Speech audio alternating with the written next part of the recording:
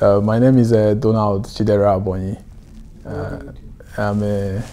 I'm currently a master's student in the Pan-African University, the one in Algeria, that is specifically involved in energy engineering, water engineering, energy policy, and water policy. Maybe I can give a little bit of the history. This initiative I came up with is not just my sole idea. It came from the recently concluded second Pan-African Youth Forum in Addis Ababa in April. So I was one of the representatives for my school, and in that forum we came together as young people, about 500 young people from all over Africa and also from the diaspora.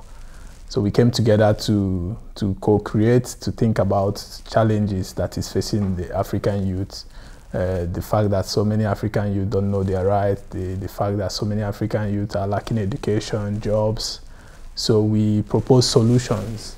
And after the whole process, we were encouraged and charged, and we were formed into groups to go back to our home communities to try to engage our community, to let them know about the African Union, to let them understand what they can do as young people to be part of the solution.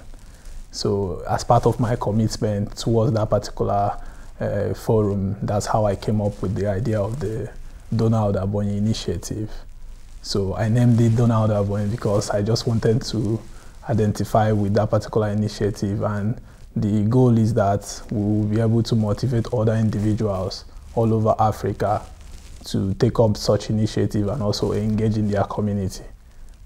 So what we do basically is to go to schools, or to try to go to a group of young people that can read and write, like from primary 4, 5, 6 to senior secondary.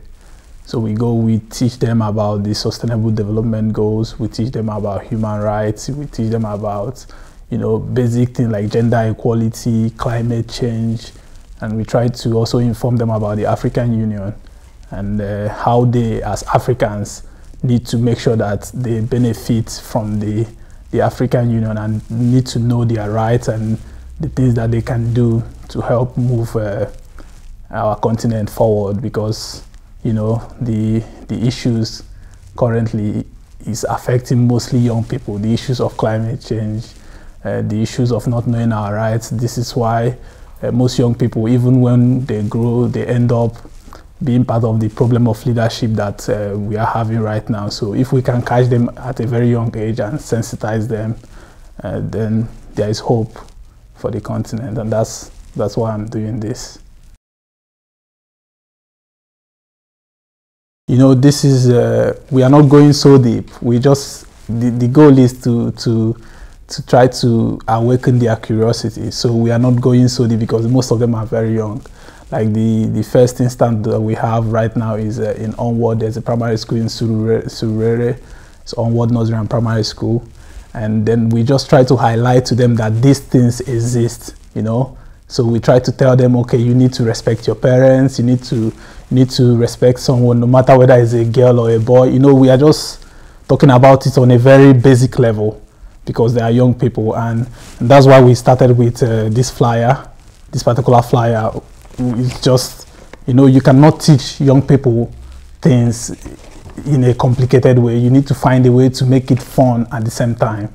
So for the human rights, we are basically focused on the gender part, on the things that they can remember, like songs, like a girl, whether your classmate is a girl or a boy, you have to pay the same respect. If your parent, like your teacher is and then trying to let them understand the fact that them, even though they are young people, they are also deserve respect as much as they are also required to give respect. So at this level, it's still very basic.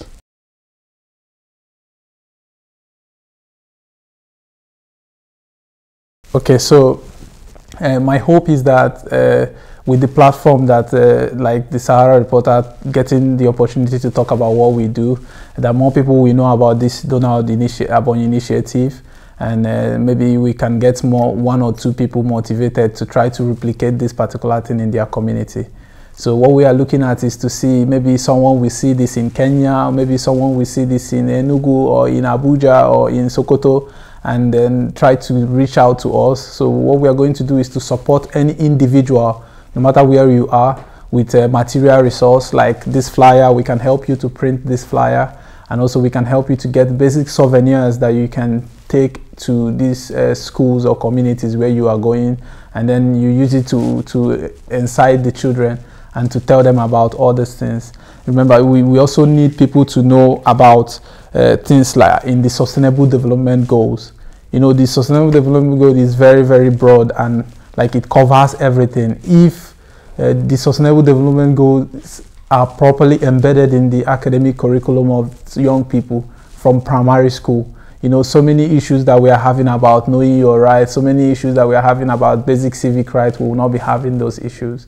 I know that the government, Nigerian curriculum are trying to embed civic education, but based on what I see in the content of those subjects, they are not very, very detailed in terms of, you know, basic things that you need to know, basic things like climate change issues, basic things like basic human rights things that children need to know. You don't need to go too deep. You just need to be able to like make them curious, so that as they grow older, they will remember that something like this is no longer new to me, and they will be able to stand for themselves.